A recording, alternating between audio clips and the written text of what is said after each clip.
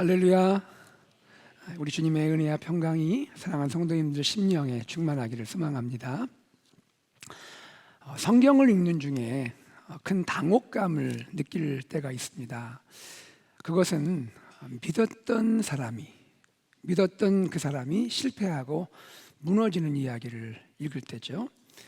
설마 했던 그 사람이 쓰러지고 넘어지는 경우죠. 오늘 본문 사무엘하 11장의 다윗이 그 대표적인 경우를 알 수가 있습니다. 다윗은 본래 하나님 마음에 합한 사람이죠. 하나님이 다윗을 너무너무 기뻐하셨잖아요. 하나님은 어린 목동이었던 다윗을 부르셔서 이스라엘의 목자로, 이스라엘의 왕으로 세워주셨습니다. 다윗이 통치하는 동안에 하나님은 이스라엘을 하나로 통일도 시켜주셨어요. 이스라엘과 유다가 하나가 되게 하는 그 통일을 다윗이 이루게 됩니다. 그뿐이 아니죠. 이스라엘을 떠나서 유리하고 있던 하나님의 언약궤, 하나님의 언약궤는 하나님의 임재의 상징이잖아요. 그 언약궤가 다윗이 통치하는 그 기간에 이스라엘로 돌아오게 하셨잖아요. 그 말은 뭐예요? 하나님이 너와 함께한다, 내가 너와 함께한다, 하나님이 보여주셨잖아요. 그리고요, 다윗이 대적 어느 누구와 싸우든 하나님은 다윗이 계속해서 이기게 하셨습니다. 블레셋과 싸워서 이겼죠. 또 모압과 아람과 에돔과 싸워서 계속해서 이기게 하셨습니다. 바로 이가 다윗입니다. 다윗은 또한 이스라엘 백성에게 아주 선한 영향력을 끼쳤던 리더이고 왕이죠. 그 전임 왕 사울 왕과 너무 극명하게 대조가 되잖아요.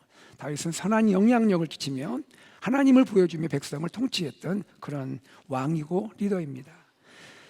이런 다윗이 무너지는 것이에요. 밧세바라는 한 유부녀와의 간음 사건을 통해서 범죄하게 되고요. 또 이 사건을 은폐하기 위해서 밧세바의 남편 우리야, 죄 없는 우리야를 전장으로 몰아서 죽게 만드는 살인죄까지 저지르게 됩니다. 하나님을 믿지 않는, 하나님 모르는 세상 사람들도 쉽게 저지르지 않는 그런 악행을 다윗이 저지르게 되는 것이죠. 다윗의 이런 모습, 다윗의 이런 악행은 독자인 우리들을 무척 당황하게 만드는 것이죠. 우리로 하여금 고개를 갸우뚱하게 만드는 겁니다. 이 다윗이 우리가 아는 그 다윗 맞아? 다윗과 밧세바 이야기는요, 창세기 아담과 하와의 이야기를 제외하고는 성경에서 한 사람의 죄에 대해서 가장 소상하게 다뤄주는 그런 이야기입니다. 이것은 뭘 보여줄까요? 그만큼 이 이야기가 갖는 당혹감이 크다는 거죠. 또한 이스라엘 공동체에 미치는 다윗의 영향력이 얼마나 큰지를 보여주는 하나의 반증이라 말할 수가 있는 것입니다. 자, 그런데 우리는 이 이야기, 다윗과 밧세바의 이야기를 통해서 다윗이라는 한 사람, 다윗이라는 한 개인만을 주목해서는 안 되는 거죠. 우리는 이 다윗을 통해서 다윗 이야기를 읽고 있는 나를 보아야 합니다. 다윗의 모습을 통해서 나를 보아야 한다는 거죠. 다윗은 나를 보여주는, 나의 내면을 비추어주는 거울이라 말할 수가 있는 것입니다.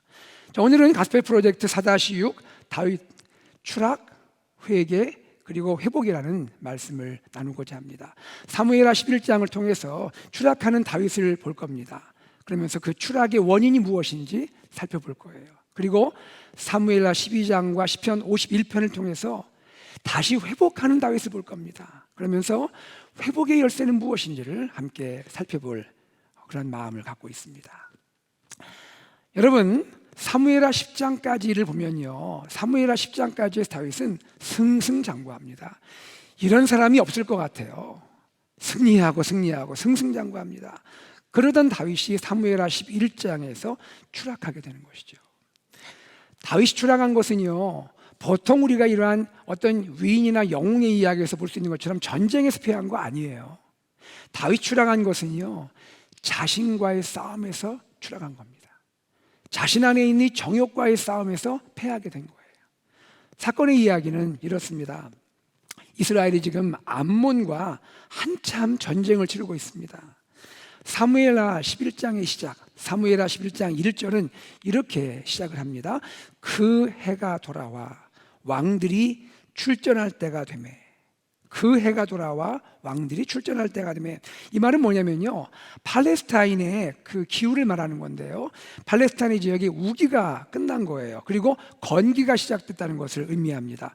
여러분, 우기가 되면요 비가 많이 오잖아요. 날씨가 추워집니다. 전쟁할 수가 없는 그런 상황인 거예요. 자, 그런데 이제 우기가 끝났습니다. 건기가 된 거예요. 뭘 말합니까? 그동안 중단되었던 전쟁이 다시 재개되는 것을 말하고 있는 겁니다. 당시 이스라엘은 말씀드린 대로 암몬과 전쟁을 치르고 있었거든요. 자, 이 이야기를 좀 말씀드리겠습니다. 사무엘하 10장에 보면요, 10장에 보면 암몬의 새 왕이 등장합니다. 한운이라는 이름을 가진 왕이 등장하는데, 이때 다윗이 이 암몬 나라에 왕의 사절단을 파견합니다. 왜 그랬냐면 그 당시에 이 암몬의 먼저 왕, 선왕이 죽게 되었어요. 장례식이 있기 때문에 그 왕과 관계가 있었던 다윗이 그 장례식에 사절단을, 조문 사절단을 파견하게 됩니다. 그런데 순수한 마음으로 사절단을 파견했는데 새로 된 이 암몬 왕이 오해를 한 거예요. 이 파견된 사절단을 스파이로 간주한 겁니다. 그래서 이 정중하게 예를 갖춘 이 사절단에게 모욕을 합니다. 있을 수 없는 모욕을 합니다. 생각을 해보세요. 이 파견된 사절단을 불러다가 강제로, 그 당시 수염이 얼마나 중요해요. 이 존경의 의미잖아요. 수염을 다 깎아버렸어요. 그리고 의복에 중동볼길을 다 잘라버렸습니다. 아주 부끄러움을 보여준 거예요. 이 일로 인해서 이 암몬 왕의 외교적인 무례, 아니 도발로 인해서 암몬과 이스라엘 사이에 전쟁이 발발되게 된 것이죠.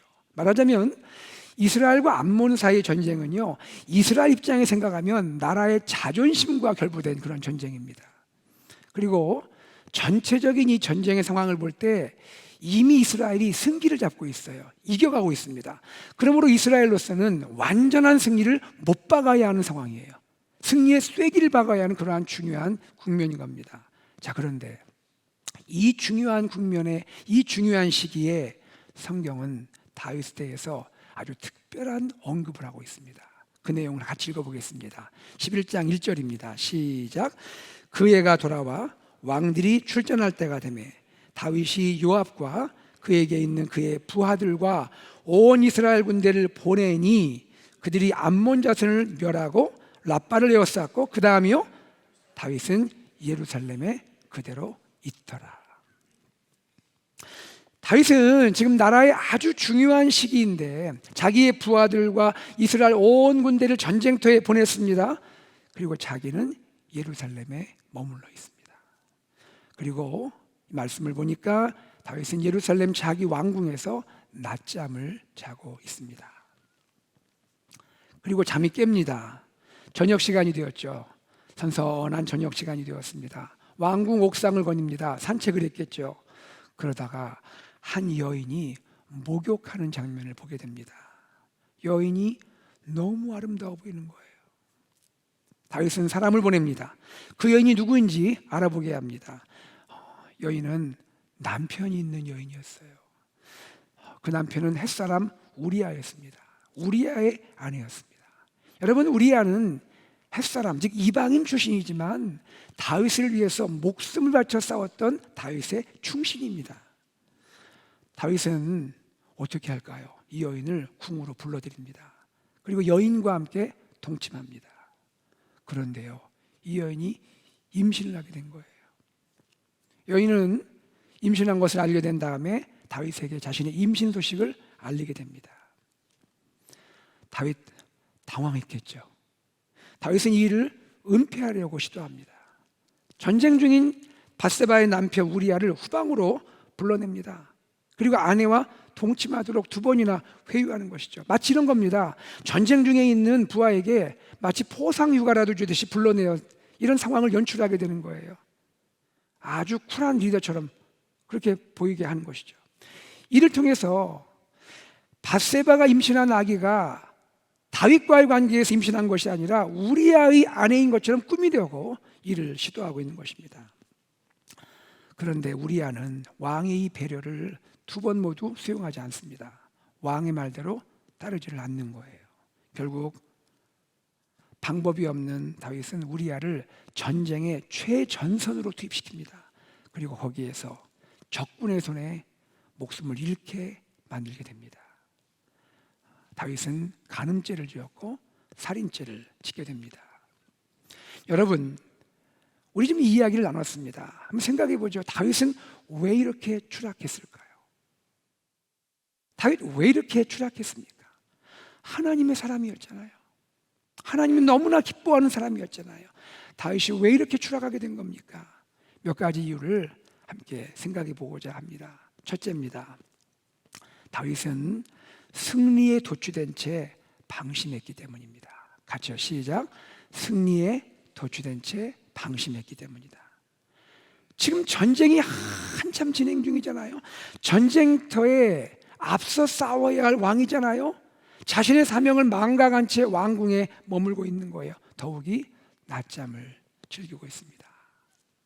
여러분, 이스라엘 왕의 가장 중요한 사명, 가장 중요한 역할이 뭘까요? 그것은 전쟁이 일어나면 백성들 앞에 나가서 싸우는 거예요.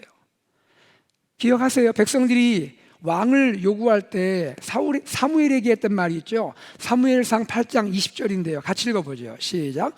우리도 다른 나라들 같이 되어 우리의 왕이 우리를 다스리며 우리 앞에 나가서 우리의 싸움을 싸워야 할 것이니이다 하는지라. 이후에요, 전쟁이 나면 왕이 백성을 위해서 백성 앞서 싸우는 것이 이스라엘 왕의 사명이자 책임이 된 것입니다. 그런데 지금 다른 사람도 아닌 다윗이, 이스라엘 왕 다윗이 이 중요한 전쟁에서 전쟁에 나가 싸우지 않고 왕궁에서 낮잠을 즐기고 있는 것이죠. 이런 생각이 듭니다. 왜 그랬을까요? 다윗 마음에 긴장이 풀어진 것 같아요. 어쩌면 다윗은 오랜 전쟁을 치렀기 때문에 피로가 많이 쌓였겠죠. 피로를 풀어야 할 필요도 있었을 거예요. 또 이런 생각할 수 있겠죠. 어차피 이미 거의 다 이긴 전쟁이잖아요. 이긴 전쟁이니까 굳이 다윗 왕 자신이 전쟁에 나가지 않아도 될 것이라 생각했을 수도 있었겠죠. 왜냐하면 이스라엘에는요, 요압 장군을 포함한 아주 용맹스러운 신하들이 지금 많이 있는 거예요. 얼마든지 그들로도 승리할 수 있을 거라 생각할 수 있었던 것이죠. 그러나 여러분, 바로 이 생각이 문제인 거예요. 이 생각이 문제인 거예요. 왕은 자신의 사명과 책임에 충실해야 되는 거예요. 전쟁에 앞서 나가서 나라를 위해서, 백성들을 위해 싸워야 하는 것입니다. 더욱이 지금 그의 군대가, 그의 충성스러운 부하들이 전쟁터에서 피 흘리며 승리를 위해 싸우고 있지 않습니까? 그런데 다윗은 이 중요한 순간에 방심한 채 게으름 나태에 빠지게 된 것이죠. 사랑하는 성도님들, 우리도 이런 거 경험하지 않습니까? 우리 삶에 위기가 올 때 가끔 그 이유가 뭘까요? 언제 위기가 찾아옵니까? 우리가 방심하고 게으를 때입니다. 잘했어요.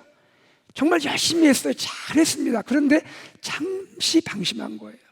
잠시 나태에 빠진 거예요. 그런데 그 잠시의 방심과 잠시의 나태가 우리를 생각지 않은 위기로 몰아넣을 수 있다는 거예요. 여러분, 다윗이 평소에 방심한 사람 아니었습니다. 다윗이 게으른 사람 아니었어요. 얼마나 성실했습니까? 그런데 잠시의 이 한순간의 방심이, 한순간의 이 게으름이 그를 위기에 처하게 했다는 것이죠. 방심의 틈을 타서, 이 나태의 틈을 타서 누가 누려요? 마귀가 누리는 거예요. 악한 마귀가 틈을 가지고 공격해 오는 거예요.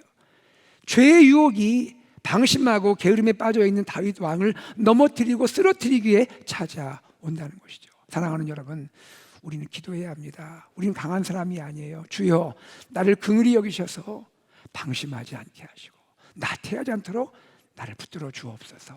기도하는 저와 여러분 되기를 소망합니다. 둘째, 다윗이 추락한 이유는 뭘까요? 다윗이 추락한 이유는요, 보는 것에서 실패했기 때문이에요. 다 같이요, 시작. 보는 것에서 실패했기 때문이다. 낮잠을 잤죠. 오후 늦게 일어났습니다. 다윗 저녁 시간에 왕궁 옥상을 거닐다가 보지 말아야 할 것을 보게 된 거죠. 한 여인이 목욕하는 모습을 보게 된 겁니다. 여러분, 예루살렘은 지형적 특성상 산지에 세워진 그러한 도시예요. 그 중에서도 왕궁은 가장 높은 곳에 위치해 있어요. 그러니까 얼마든지 이렇게 보면 아래에 있는 집들을 다 볼 수가 있는 거예요. 문제는요, 그 여인이 심히 아름다워 보였다는 거예요. 사무엘하 11장 2절 하반부 다 같이 읽어보겠습니다. 시작. 그곳에서 보니 한 여인이 목욕을 하는데 심히 아름다워 보이는지라. 밧세바가 실제로 정말 아름다웠는지는 몰라요. 아무도 모릅니다. 그런데 분명한 건 뭐냐면 아름다워 보였다는 거예요. 다윗에게는 아름다워 보였습니다. 문제는 여기 보니라는 단어예요. 그곳에서 보니. 다윗이 목욕하는 여인을 보았는데 이때 보다에 해당하는 히브리어가 라라는 단어예요. 라, 보다. 이 라는 어떤 뜻이냐면요, 그냥 보는 게 아니에요. 분명하게 명확하게 본다는 의미를 갖고 있어요. 다시 말하면 관심을 갖고 계속 바라보는 거예요. 관심을 갖고 계속 바라보는 거예요. 다윗은 목욕하는 여인을 지금 관심을 갖고 계속해서 바라보고 있는 거예요. 아니, 물론 처음에는 우연히 보게 된 거죠. 우연히 보게 되었지만 다윗의 눈은요, 점점 관심을 갖고 계속해서 이 여인을 바라보게 되었다는 겁니다. 창세기 하와를 한번 생각해 보세요. 창세기 하와, 이 보는 것의 유혹, 안목의 정욕이 얼마나 위험한지를 보여주잖아요. 창세기 3장 6절에 보면 여자가 그 나무를 본즉 이렇게 되어 있습니다. 그 나무를 본즉, 보니까 어떻게 되었습니까? 처음에는 그럴 줄 몰랐는데 봤는데 선악과가 먹음직한 거예요. 보암직한 거예요. 지혜롭게 할 만큼 탐스럽게 여겨진 거예요. 하나님은 이거 문제 심각하다 경고했는데 너무너무 좋게 여겨지는 거예요. 결국 이 본 것 때문에 아담과 하와가 타락하게 되었고 이 세상에 죄와 죽음이 들어오는 문을 열어놓게 된 것이죠. 여러분, 주께서 우리의 눈을 축복하시기를 원합니다. 우리가 정말 볼 것을 보고 보지 말아야 할 것을 보지 않도록 하나님 우리의 마음과 눈을 지켜주시기를 소망합니다. 셋째입니다. 다윗은 왜 추락했을까요? 다윗은 하나님의 경고의 사인을 무시했기 때문입니다. 다 같이요, 시작. 다윗이 하나님의 경고의 사인을 무시했다. 여인이 우리아의 아내라는 사실을 알게 되었잖아요, 그렇죠? 사람을 보냈는데 그 사람이 보고합니다. 임금님, 이 여인은요 우리아의 아내예요. 남편이 있어요. 보고했잖아요. 그 보고를 들었을 때 다윗은 이것이 하나님의 경고의 사인인 줄 알았어야 하는 거예요. 그리고 멈춰야 했던 거예요. 하나님께서 말씀하시는 거예요. 다윗, 이것은 내가 기뻐하지 않는 일이야. 너는 이것을 하면 안 돼. 또 한 번 있었습니다. 여인이 임신하게 되었습니다. 임신 소식을 알렸죠. 밧세바가 자기 임신 소식을 알려왔죠. 이때도 다윗은 이것이 하나님의 멈춤 사인이라는 것을 알았어야 돼요. 스탑! 멈춰야 돼. 스탑! 하나님 이렇게 말씀하신 거죠. 다윗, 너 여기서 정말 멈춰야 돼. 여기서 더 나가면 안 돼. 지금 빨리 너의 걸음 멈추고 돌이켜야 돼. 그러나 다윗은 하나님의 이 경고의 사인을 듣지 않는 거죠. 계속 앞으로 나가게 되는 것입니다. 사랑하는 여러분, 하나님께서 우리의 삶에, 우리의 마음 가운데 스탑 말씀하실 때 멈출 수 있는 저와 여러분 되기를 소망합니다. 넷째입니다. 다윗은 왜 추락했을까요? 다윗은 범죄한 후에 하나님 앞에 엎드리는 대신에 계속해서 머리를 쓰는 거예요. 다 같이 시작. 다윗은 범죄한 후 하나님 앞에 엎드리는 대신 계속해서 머리를 쓴다. 뭘 쓴다고요? 머리를 썼어요. 아무 죄 없는 자기 부하에게, 자기를 위해 지금 목숨 바치고 있는 자기 신하에게 죄를 뒤집어 씌우려는 그런 계획을 하잖아요. 전쟁 중인 그를 불러드립니다. 마치 포상 유가주듯 선심을 쓰는 것처럼 행동합니다. 한 번으로 안 됐어요. 그러니까 이번에는요 어떻게 한 줄 아세요? 우리야 불려가지고 술을 잔뜩 마시게 합니다. 술을 잔뜩 마시게 해가지고 술이 여기까지 올라가게 하면 완전히 취하게 만들어 놨습니다. 그리고는 집에 가게 하죠. 아내에게 가게 합니다.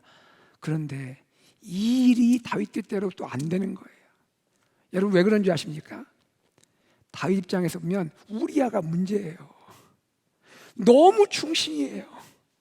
이런 충신이 없는 거예요. 우리아가 뭐라는 줄 아십니까?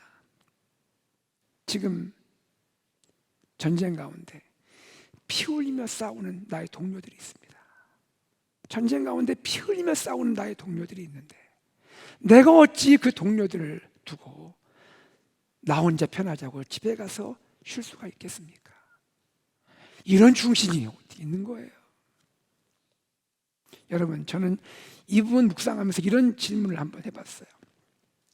여러분 지금 이 생각, 이 말, 이 행동 원래 누가 해야 하는 겁니까? 이건 누가 해야 할 생각이고 누가 해야 할 말이고 누가 해야 하는 행동입니까? 다윗이잖아요. 다윗 원래 그런 사람이었잖아요. 다윗이 그런 사람이었잖아요. 나를 돌보지 않고 동료들을 돌봤던 사람이잖아요. 그런데 지금 이 말을 누가 하고 있는 거예요? 우리야, 이방 사람, 햇 사람이 하고 있잖아요. 율법이 없다고, 할례 받지 못했다고 유대인들이 무시하고 있는 이방인에 비해서 이 말이 나오고 있잖아요. 이 이방인이 유대인 다윗보다 더 낮게 행동하고 있잖아요. 이쯤 되면 다윗은 이런 이야기를 듣고 있다면 생각해야 하지 않습니까? 그러나 다윗은 그의 악한 생각, 그의 악한 걸음을 멈추지 않는 거예요. 이제는 어떻게 합니까? 완전 범죄하기 위해 마지막 계획을 또 꾸미는 거예요. 요압 장군에게 편지를 씁니다. 그리고 그 편지를 우리아 손에 들려서 요압 장군에게 전해주라는 거예요. 여러분 그 편지 내용이 뭐죠?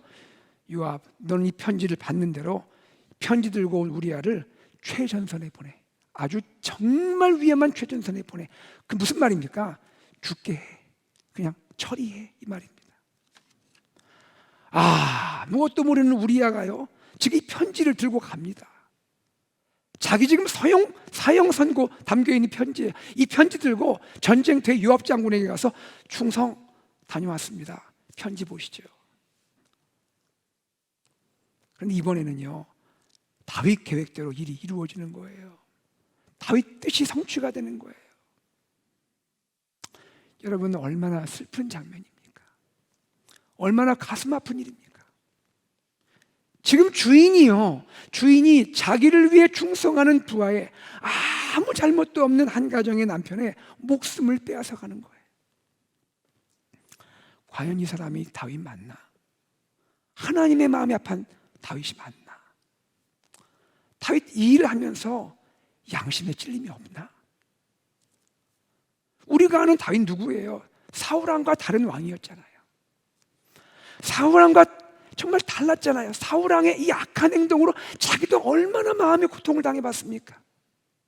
자기를 죽이려고 하는 사울을 통해서 얼마나 고통을 당했어요. 심지어 다윗은 어떤 사람이었습니까? 자기를 죽이려는 사울왕을 해하지 않고 2번이나 살려줬던 의인이 다윗입니다.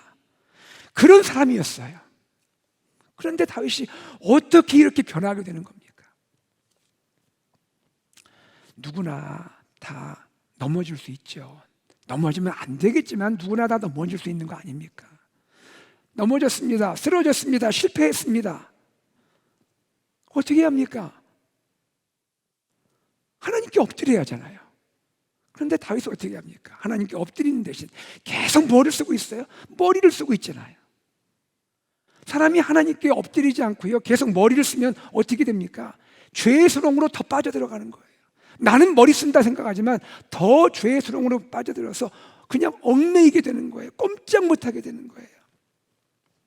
이 점에서 때로는요 어쩌면 머리가 너무 안 좋은 것도 은혜입니다. 머리가 너무 안 좋은 것이 감사할 이유예요. 머리가 너무 좋은 것이 나를 망치게 할 수 있다는 거예요. 범죄했을 때, 삶의 문제를 만나고 위기를 만날 때 머리를 쓰지 말고 하나님 앞에 엎드리는 우리가 되기를 소망합니다. 5번째입니다. 마지막 이유입니다. 저는 어쩌면 이것이 다윗이 추락하게 된 가장 중요한 원인이 아닐까 생각을 하게 돼요. 이 뭐냐면 이런 겁니다. 다윗은 지금까지 하나님이 베풀어 주신 은혜를 망각하고 있는 거예요. 다 같이 읽어보겠습니다. 시작. 다윗은 지금까지 하나님이 베풀어 주신 은혜를 망각한다. 지금까지 다윗의 인생에 하나님 베풀어 주지 않은 것이 뭐가 있어요? 다윗에게 다 주셨잖아요. 모든 것을 주셨잖아요. 아무도 알아주지 않는 다윗, 가족도 알아주지 않는 그 다윗, 하나님이 어린 목동 불러서 기름 부으고 이스라엘 왕으로 세웠잖아요. 왕으로 필요한 거 다 주셨잖아요. 아내도 있잖아요. 그런데도 다윗은 어느 순간 하나님의 은혜를 망각한 거예요. 지금까지 베풀어 주신 하나님의 그 크신 은혜를 망각한 거예요. 밧세바 사건은 성적 타락의 사건이죠. 그러나 더 깊이 생각해보면 단지 성적 타락이 아니에요. 하나님의 은혜를 망각한 거예요. 은혜 베풀어 주신 하나님에 대한 반역인 거예요. 밧세바 사건 이후에 다윗은 어떻게 될까요? 다윗이 여러분 정말 편안했을까요? 우리야 사라졌습니다. 문제 상황 종료됐습니다. 끝. 다윗이 정말 편했을까요? 마음이 평안히 있었을까요? 다윗의 내면은요 황폐해졌습니다. 완전히 황폐해졌습니다. 그 아름다웠던 다윗 내면의 정원에요 잡초가 가득 엉겅퀴가 올라와 가시가 올라와 자기를 찌르는 거예요. 시편 51편이 그것을 보여주잖아요. 그 안에 가득했던 구원의 기쁨 다 사라졌어요. 하나님의 일을 위해서라면 내가 얼마든지 언제든지 자원하는 심령이 있었는데 그것도 다 사라진 거예요. 여러분 아시죠? 내 안에 구원의 기쁨이 있어서 하나님을 노래하는 것이 얼마나 큰 행복의 기쁨인지 여러분 아시죠? 주님을 위해서 내가 헌신하고 충성하는 것이 얼마나 기쁜 것인지 여러분 아시죠? 다 사라져버린 거예요. 여러분 다윗이 하나님께 나가 예배하면 그 예배가 되겠습니까? 하나님께 기도한다 하면 그 기도가 되겠습니까? 모든 것이 고통이고 괴로움 아니겠습니까? 황폐해져 버린 거예요. 이것이 다윗의 모습인 겁니다. 그럼 여기에서 다윗 이야기 끝났다면 너무 비극이죠. 그런데 여러분 성경은 항상 놀라운 반전이 있죠. 이런 다윗인데 완전히 무너지고 실패하고 추락하고 황폐해진 다윗인데 이런 다윗이 회복되는 거예요. 아멘. 회복되는 거예요. 어떻게 다윗이 회복될 수 있을까요? 그것은요 회개를 통해서였어요. 회개를 통해서. 사무엘하 12장 13절 다윗이 이렇게 고백합니다. 시작. 내가 여호와께 죄를 범하였나이다. 범하였노라. 내가 여호와께 죄를 범하였나이다. 내가 하나님께 범죄했나이다. 선지자 나단의 책망을 들을 때 다윗은 간결하지만 정직한 정말 진실한 죄의 고백을 하게 됩니다. 하나님, 제가 범죄했습니다. 하나님, 제가 죄를 지었습니다. 그리고 다윗은 이 죄로 인해서 몹시 슬퍼했고 몹시 애통했습니다. 여러분 회개가 중요한 거예요. 회개가 중요한 거예요. 회개는요 죄의 사슬을 끊는 거예요. 더 이상 죄로 나가지 않아 나를 보호해 주는 거예요. 그리고 하나님과의 이 끊어진 관계를 회복시켜 주는 거예요. 그리고 내 마음속에 사라졌던 구원의 즐거움, 자원하는 심령을 다시 일으켜 주시는 거예요. 시편 51편 12절 말씀을 같이 읽어보죠. 다윗의 간절한 간구입니다. 시작. 주의 구원의 즐거움을 내게 회복시켜 주시고 자원하는 심령을 주사 나를 붙드소서. 우리의 회개는요 근원적으로 하나님을 향해야 돼요. 하나님을 향하여 회개가 올라가야 돼요. 시편 51편 4절 말씀을 다시 한번 읽겠습니다. 시작. 내가 주께만 범죄하여 주의 목전에 악을 행하여 싸우니. 여러분 우리 이 대목에서 좀 생각할 필요가 있습니다. 다윗이 뭐라고 하고 있죠? 내가 주께만 범죄한다고 했습니다. 다윗이 주께만 범죄한다는 건 무슨 뜻입니까? 사람에게 행한 죄는 중요하지 않다는 건가요? 하나님께만 죄를 지었다는 그런 말입니까? 그렇지 않아요. 이것은요 우리가 하나님의 자녀가 사람을 향하여 짓는 죄의 책임을 무시해도 된다는 그런 말 아닙니다. 여러분 우리 분명히 기억하면 좋겠습니다. 우리 하나님의 자녀는, 하나님 백성 그리스도인은요, 우리가 이웃에게 다른 사람에게 잘못했으면 정말로 그것을 뉘우쳐야 합니다. 정말로 그 책임에, 우리가 행동의 책임을 가져야 하는 거예요. 진정한 사과가 있어야 되고 용서를 구해야 되는 거예요. 그냥 넘어가면 되는 거 아니에요. 그러나 지금 다윗이 말하고 있는 바, 내가 주께만 범죄하여라는 고백은 어떤 의미인 겁니까? 사람의 모든 죄는 근본적으로 하나님을 향하여 짓는 죄라는 의미인 거예요. 내가 주께만 범죄하여라는 말에 이 원어 히브리어 의미를 번역한다면 이렇게 되는 겁니다. Against you, you only have I sinned. 내가 하나님을 대항하여, 하나님께만 대항하여 범죄했나이다. 여기서 중요한 것이 against란 말이에요. 대항하여, 대적하여라는 말이에요. 여러분, 죄가 뭡니까? 근본적으로 죄는요, 하나님께 대항하는 거예요. 하나님을 대적하는 거예요. 다윗은 사람을 향하여 죄를 지었지만, 그러나 근본적으로 보면 그 죄는 하나님을 대항하고 하나님을 대적하는 거란 말이에요. 사람을 창조하신 분이 누구예요? 하나님이시거든요.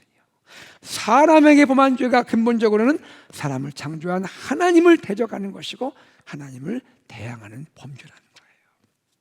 그러므로 사랑하는 성도님들, 우리는 죄를 회개함에 있어서 근본적으로 하나님을 향하여 회개할 수 있어야 할 줄로 믿습니다. 끝으로 말씀드립니다. 회개는 너무 중요한 것이죠. 그런데 여러분, 회개가 중요하지만 회개보다 더 소중한 것이 있어요. 그게 뭘까요? 우리가 회개할 수 있게 하시는 것, 즉 우리가 회복할 수 있게 하는 그 근원은요, 하나님의 긍휼하심이에요. 하나님의 긍휼하심이에요. 하나님의 그 긍휼의 풍성함이 우리의 회복의 근원인 줄로 믿습니다. 회개가 중요하지만 회개의 그 근원도 하나님의 긍휼이에요. 하나님의 자비이고 하나님의 사랑이고 하나님의 용서예요. 하나님은 그 풍성하신 그분의 긍휼로 말미암아 회개하는 다윗을 받아주셨고 다윗을 용서해 주신 거예요. 여러분, 죄 용서의 진정한 원천은 우리의 경건이 아니라 하나님의 긍휼인 줄 믿으시기를 바랍니다. 하나님의 긍휼 위에 우리의 경건이 있는 것이고 우리의 경건과 회개가 죄를 용서받게 하시는 줄 믿으시기를 바랍니다. 하나님의 그 풍성한 긍휼이 우리를 회복시켜 주시는 거예요. 다윗은 이것을 고백합니다. 시편 51편 1절 다 같이 고백하겠습니다. 시작. 하나님이여, 주의 인자를 따라 내게 은혜를 베푸시며 주의 많은 긍휼을 따라 내 죄악을 지워 주소서. 주의 인자를 따라, 주의 많은 긍휼을 따라 하나님 나를 용서하여 주시옵소서. 여러분, 저와 여러분의 삶을 한번 돌아봅시다. 우리 넘어지지 않으려고 우리 노력하잖아요. 하나님도 그거 아시거든요. 우리 쓰러지지 않으려고 노력하잖아요. 그거 귀한 거죠. 그런데 여러분, 죄로 인해 넘어질 때가 있잖아요.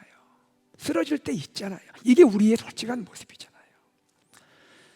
그런 우리가 다시 회복할 수 있는 그 유일한 원천은 뭡니까?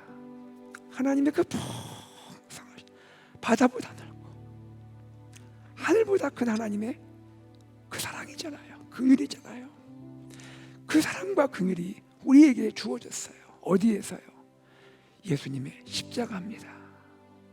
예수님의 십자가가 하나님의 긍휼과 사랑의 그 장소예요. 나를 향하여 말씀하는 거예요. 내가 너를 이렇게 사랑해. 내가 너를 이렇게 사랑해. 나의 사랑은 이만큼이야. 내가 내 아들 예수를 십자가에 못 박혀 죽게 하면서도 너를 사랑해. 십자가는 우리를 향한 하나님의 그 풍성한 긍휼의 크기이고 깊이이고 높이이고 넓이인 것입니다. 십자가가 우리에게 있습니다. 십자가가 우리를 감동합니다. 십자가가 우리 마음을 움직입니다. 십자가를 향하여 나아가셔서 그 주님의 풍성한 긍휼 가운데 회개하고 다시 회복될 수 있는 우리 귀한 성도님들 되시기를 주의 이름으로 축복합니다. 말씀을 맺겠습니다.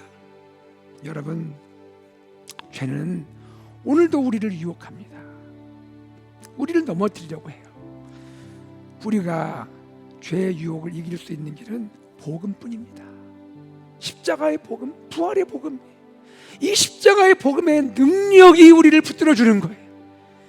내 방법, 내 능력 그거 아니에요. 나 믿는다고요? 여러분 경험해 보셨잖아요. 나 믿어서 죄 안 짓게 되든가요?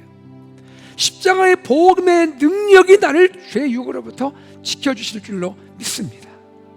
혹시 우리가 죄를 짓고 넘어졌을지라도 주님께 진정으로 나아가 회개를 드리면, 그리고 십자가의 그 죄 용서의 은혜를 의지하면 주님은 우리를 그 넘어진 자리에서 일으키시고 회복시켜 주실 줄로 믿습니다.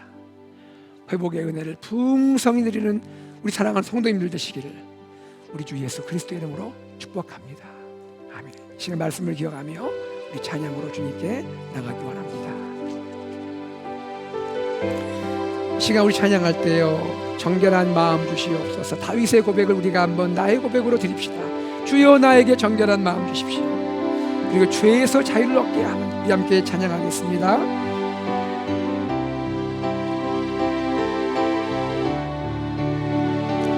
오 주님, 정결한 마음 주시옵소서.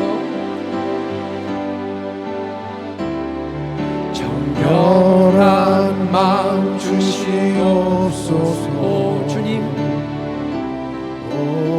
정직한 영을 새롭게 하소서. 정직한 영을 새롭게 하소서. 주님, 정결한 마음을 주시옵소서. 정결한 마음 주시옵소서. 오 주님, 정직한 영을 새롭게 하소서. 정직한 영을 새롭게 나를 주님 앞에서 멀리하지 마시고, 나를 주님 앞에서 멀리하지 마시고, 주의 성령 거두지 마소서. 주의 성령을 거두지 마소서. 주님, 구원의 기쁨을 다시 회복시켜 주십시오. 그 구원의 기쁨 다시 회복시키시고, 변치 않는 마음 허락하소서. 변치 않는 마음 내 안에 주소서. 우리 한 손을 오늘 주님께 올려드리고 찬양할까요? 정결한 마음 주십시오. 정결한 마음 주시옵소서. 오 주님, 오 주님, 정직한 영을 새롭게 하소서. 정직한 영을 새롭게 하소서. 정결한 마음 주십시오. 주님, 정결한 마음 주시옵소서. 오 주님, 정직한 영을 새롭게 하소서. 정직한 영을 새롭게 하소서. 나를 주님 앞에서 멀리하지 마십시오. 나를 주님 앞에서 멀리하지 마시고, 주의 성령을 거두지 마옵소서. 주님, 구원의 기쁨을 다시 한번 회복시켜 주십시오. 그 구원의 기쁨 다시 회복시키시고, 변치 않는 마음 주의 보혈 능력이 또 나오리다. 두 손을 높이 들고 찬양합시다. 주의 보혈 능력이 또 나. 주의 보혈 능력이 또다. 주의 피 믿으오. 주의 보혈 그 어린 양이 매우 귀중한 피. 주의 보혈 능력 있습니다. 주의 보혈 능력이 또다. 주의 피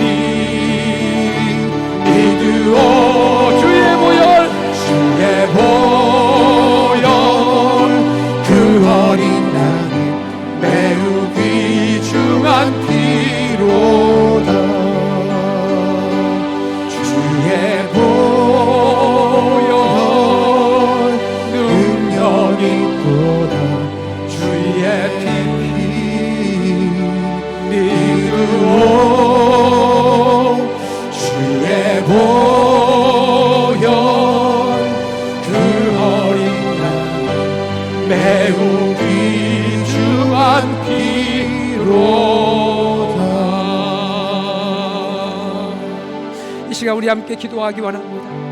주님, 제가 주의 보혈을 사랑합니다. 주의 보혈을 의지합니다.